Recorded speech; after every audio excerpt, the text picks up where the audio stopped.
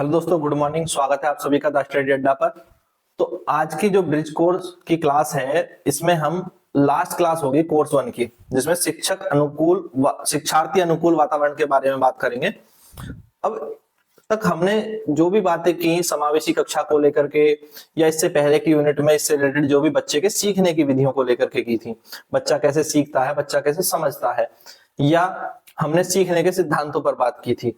पर इसमें सबसे जरूरी एक बात आती है कि बच्चे के सीखने के अनुकूल अगर वातावरण नहीं होगा तो बच्चा नहीं सीख सकता, आपके चाहे सीखने की विधियां कुछ भी हो। सबसे जरूरी है उसका वातावरण। तो आज जो बात होगी, और आज की लास्ट क्लास होगी इस कोर्स की, कोर्स 1 की। इसके बाद हम कोर्स 2, कोर्स 3, 4 उन पर चलेंगे।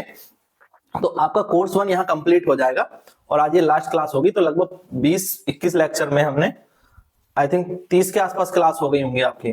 तो 30 के आसपास क्लास में हमने ये कवर कर लिया। तो आप सारी क्लासेस को देख सकते हैं, समझ सकते हैं। तो समावेशी कक्षा के लिए सबसे जरूरी है कि शिक्षार्थी के अनुकूल वातावरण हो। शिक्षक नहीं, शिक्षार्थी यानी बच्चे के अनुकूल। समावेशी शिक्षा क्या है? जिसमें कि जो हर बच्चा है, वो चाहे उसकी क्षमता कुछ भी हो, चाहे भाषा कुछ हो, लिंग कुछ हो, सामाजिक पृष्ठभूमि कुछ भी अलग अलग हो सकती है, उसकी आवश्यकताएं अलग अलग हो सकती हैं, उसकी रुचियां अलग अलग हो सकती हैं, पर उसको सीखने का समान अवसर मिले, उसको कक्षा में सम्मान मिले और समान गुणवत्तापूर्ण शिक्षा मिले। समान गुणवत्तापूर्ण शिक्षा मिले, तभी क्या होगा, ऐसी कक्षा हमारी समावेशी कक्षा कहलाएगी। तो इसमें शिक्षार्थी के अनुकूल वातावरण कब होगा? जहां बच्चा स्वयं को सुरक्षित महसूस करे, भयमुक्त वातावरण हो। कैसा हो? भयमुक्त वातावरण हो। और बच्चे की भाषा की स्वीकार्यता कक्षा में हो, बच्चे के व्यवहार की स्वीकार्यता कक्षा में हो, बच्चे के सीखने की विधियों की स्वीकार्यता कक्षा में हो, बच्चे को प्रेरित किया जाए, वो अपने आप को कक्षा में सक्षम महसूस करे। तो ऐसा जो वातावरण है उसे हम कहेंगे शिक्षार्थी अनुकूल वातावरण।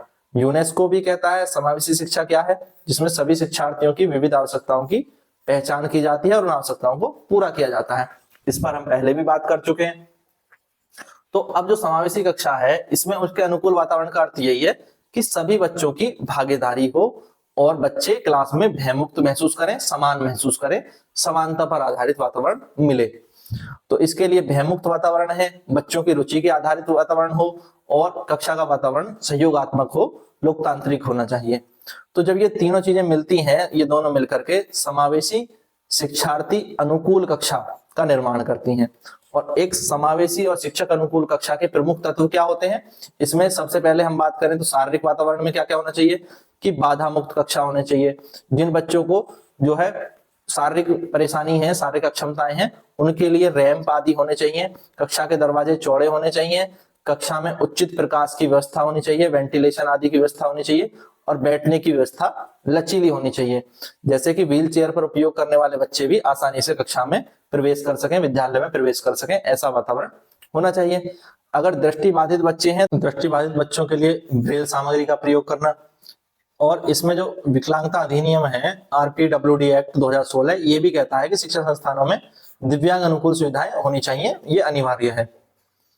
दूसरा जो है, शिक्षार्थी अनुकूल वातावरण बनाने के लिए सबसे जरूरी है कि जो भावनात्मक और जो मनोवैज्ञानिक वातावरण है वो भी बेहतर हो। इसमें क्या हो कि कक्षा में, विद्यालय में भय और दंड मुक्त वातावरण होना चाहिए, बच्चों की भावनाओं की स्वीकृति होनी चाहिए, उनके आत्मसम्मान का विकास करना चाहिए, गलत उत्तर पर डांटना नहीं बल्कि मार्गदर्शन देना चाहिए। इसी तरह से बच्चों की उपलब्धियों की सराहना करनी चाहिए। कार्ल रोजर्स भी कहते हैं अधिगम तभी होता है जब बच्चा जो है, जो व्यक्ति है, जो स्वयं को सुरक्षित और स्वीकार्य महसूस करता है, तभी वो बेहतर ढंग से सीख सकता है। और सामाजिक वातावरण के लिए क्या होना चाहिए? सहयोग एवं सहभागिता की भावना का विकास किया जाना चाहिए, आपसी सम्मान का जो है वातावरण होना चाहिए, सहपाठी अधिगम को बढ़ावा दिया जाना चाहिए, समूह कार्य में विविध क्षमता वाले बच्चों को एक साथ कार्य करने के लिए प्रोत्साहित करना चाहिए और बड़ी सिस्टम का प्रयोग करना चाहिए, यानी दो समान क्षमता वाले बच्चे या दो अलग अलग आवश्यकता या क्षमता वाले बच्चों के पेयर बना करके उन्हें साथ में सीखने को, कार्य करने को तत्पर करना चाहिए। इसके साथ ही अधिगम कब होता है? अधिगम जब होता है जब सामाजिक अंत्यक्रिया होती है। तो अधिगम सामाजिक अंत्यक्रिया से होता है, वाइगोत्स्की ने कहा था, क्योंकि बालक जो है वो समाज का हिस्सा है, उसके दोस्त, उसका परिवार, उसके पड़ोस जो है वो उसको सीखने का एक महत्वपूर्ण घटक होते हैं, कारक होते हैं। तो अधिगम सामाजिक अंत्यक्रिया से विकसित होता है। तो जब उसका सामाजिक वातावरण बेहतर होगा तब वो बेहतर ढंग से सीख पाएगा। इसमें शैक्षिक वातावरण भी बहुत महत्वपूर्ण है। समावेशी शिक्षार्थी अनुकूल वातावरण में शैक्षिक वातावरण पाठ्यक्रम लचीला होना चाहिए, गतिविधि और अनुभवात्मक अधिगम पर आधारित होना चाहिए और बहुविध शिक्षण शैलियों को अपनाया जाना चाहिए, यानी विभिन्न शैलियों का प्रयोग सिखाने में किया जाना चाहिए, जैसे कहानी, चित्र, नाटक, मॉडल आदि के द्वारा बच्चों को सिखाया जाना चाहिए, इनके द्वारा शिक्षण हो। मल्टीमीडिया का प्रयोग किया जाए, ऑडियो वीडियो जो सामग्री है उसका प्रयोग बच्चों को सिखाने के लिए किया जाना चाहिए। तो कक्षा में बच्चों को अनुभव से जोड़ना आवश्यक है, तभी बच्चे सीखते हैं। एनसीएफ 2005 में ये कहा गया है, तो इस चीज को आप कोट कर सकते हैं। उसके बाद जो समावेशी शिक्षण रणनीतियां हैं, इनमें विभेदित शिक्षण, जिसकी हमने पिछली क्लास में बात की थी, सहयोगात्मक अधिगम ये किया जा सकता है, साथ ही गतिविधि आधारित या परियोजना आधारित अधिगम, इनसे जो है शिक्षार्थी अनुकूल वातावरण बनाने में मदद मिलती है। एक ही विषय पर अलग अलग स्तर की जो है कार्य किए जा सकते हैं, या अलग अलग विधियों से कार्य करना, वैकल्पिक विधियों के द्वारा कार्य करना, ये सब जो है शिक्षार्थी अनुकूल वातावरण बनाने में और समावेशी कक्षा बनाने में सहायक होते हैं। साथ ही बात करें समावेशी मूल्यांकन की, तो समावेशी मूल्यांकन में सतत एवं समग्र मूल्यांकन की रणनीति को अपनाना चाहिए। कक्षा में केवल परीक्षा पर निर्भर नहीं रहना चाहिए, बच्चे के व्यवहार, बच्चे के संज्ञानात्मक समझ, मानसिक समझ और आचरण आदि का मूल्यांकन भी करना चाहिए और उस आधार पर जो है बच्चे को हमें आगे बढ़ाना चाहिए। मूल्यांकन बच्चे को आगे बढ़ाने के लिए, बच्चे के विकास के लिए, प्रगति के लिए होना चाहिए, ना कि बच्चे के लिए बाध्यकारी और बच्चे पर जो है वो दबाव बढ़ाने के लिए या तुलना करने के लिए। तो बच्चे पर दबाव के लिए या तुलना के लिए मूल्यांकन ना हो, तो मूल्यांकन प्रगति के लिए हो, बच्चों को आगे बढ़ाने के लिए हो। इसमें कुछ तरीके हो सकते हैं, जैसे पोर्टफोलियो, अवलोकन और मौखिक प्रस्तुति आदि के द्वारा मूल्यांकन किया जा सकता है। तो मूल्यांकन सीखने का साधन होना चाहिए, ना कि बच्चे पर दबाव का या तुलना का। ये बात क्लियर है। इसमें चुनौतियां भी आती हैं, कई बार संसाधनों की कमी और शिक्षक प्रशिक्षण की जो कमी होती है उसके कारण जो है शिक्षार्थी अनुकूल वातावरण बनाने में ये चुनौतियां पेश आती हैं। साथ ही शिक्षक के जो सामाजिक पूर्वाग्रह हैं और बच्चों के बीच में भी सामाजिक पूर्वाग्रह होते हैं और अभिभावकों के बीच में भी सामाजिक पूर्वाग्रह होते हैं, इन सबसे निपटना भी बहुत जरूरी होता है एक अच्छा वातावरण विद्यालय में विकसित करने के लिए, कक्षा में विकसित करने के लिए। इसके लिए समाधान यह है कि एक तो नीतिगत समर्थन हो, संसाधनों की कमी को पूरी किया जाए, संसाधनों को जो है वो पूर्ति की जाए, इसके लिए नीति बनाना बहुत आवश्यक है। और जो शिक्षक प्रशिक्षण की कमी है उसको समय समय पर शिक्षकों को प्रशिक्षित करके उसको दूर किया जाए। जब शिक्षक जो है सशक्त होगा, शिक्षक जो है शिक्षित होगा, प्रशिक्षित होगा, तो वो एक सही समावेशी कक्षा का निर्माण कर पाएगा।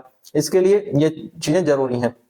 निष्कर्ष यही है कि जो समावेशी कक्षा है या समावेशी शिक्षार्थी अनुकूल वातावरण है, वो केवल एक भौतिक संरचना नहीं है कि एक बहुत शानदार सी बिल्डिंग बना दी तो उससे हो जाएगा। इसके लिए हमें शिक्षकों के प्रशिक्षण की भी बहुत बड़ी आवश्यकता है। उनके लिए उसकी संवेदनशील सोच विकसित करना और एक सकारात्मक माहौल विकसित करना, संस्कृति विकसित करना बहुत जरूरी है। क्योंकि जब कक्षा इस तरह की होगी जिसमें जो है शिक्षक विद्यार्थियों की आवश्यकताओं की, रुचियों का, उनके व्यवहार का, उनकी भाषा का सम्मान करें, उनको सुरक्षा प्रदान करें, भयमुक्त वातावरण प्रदान करें, और जब कक्षा में सुरक्षा, सम्मान और सहभागिता की स्थिति पैदा होती है तब बच्चा अपनी पूर्ण क्षमता के साथ उस कक्षा में सीखता है। तो एक समावेशी कक्षा वही होती है जहां बच्चा ये कह सके कि ये कक्षा मेरी है, इस कक्षा में मैं सीखता हूँ, इस कक्षा में मेरी सारी आवश्यकताओं की पूर्ति होती है। तो जब बच्चे को ये माहौल मिलता है तभी वो उस माहौल में बच्चा सीखता है। तो इस तरह का जो है कक्षा का माहौल होना चाहिए। तो आज की जो चर्चा थी वो शिक्षार्थी अनुकूल वातावरण पर थी। ठीक है, तो ये चर्चा आपको पसंद आई तो लाइक कर दें, वीडियो को शेयर कर दें अपने सभी दोस्तों के साथ, जो भी जो है ब्रिज कोर्स की तैयारी कर रहे हैं उनके साथ जरूर शेयर करें। और चैनल पर पहली बार अगर आप आए हैं, पहली बार जो है ये चैनल देख रहे हैं, तो चैनल को सब्सक्राइब कर लें और बेल आइकन भी दबा दें ताकि आने वाली वीडियोस के आपको नोटिफिकेशन मिल जाए। Thank you, thanks for watching.